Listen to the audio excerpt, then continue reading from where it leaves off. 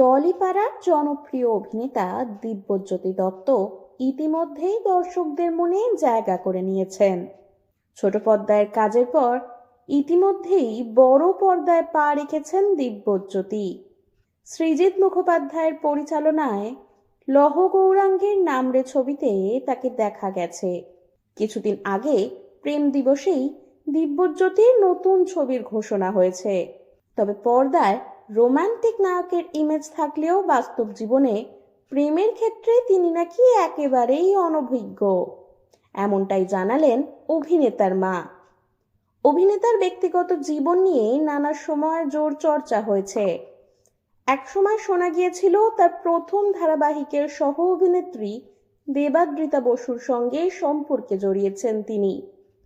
পরে জনপ্রিয় ধারাবাহিক অনুরাগের ছোঁয়াতে কাজ করার সময় সহ অভিনেত্রী স্বস্তিকা দত্তের সঙ্গেও নাম জড়ায়। এমনকি ধারাবাহিকের আরো এক অভিনেত্রী সৌমিলি চক্রবর্তীকে নিয়েও গুঞ্জন শোনা গিয়েছিল। যদিও প্রতিটি ক্ষেত্রেই অভিনেতা স্পষ্ট জানিয়েছেন এসবই গুঞ্জন, তিনি কারোর সঙ্গে সম্পর্কে জড়াননি এবং এখনো নিজেকে সিঙ্গেল বলেই দাবি করেন অভিনেতা।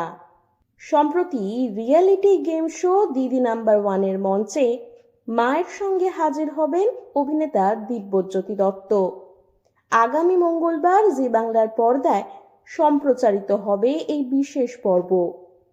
ইতিমধ্যেই প্রকাশ্যে এসেছে তার ঝলক।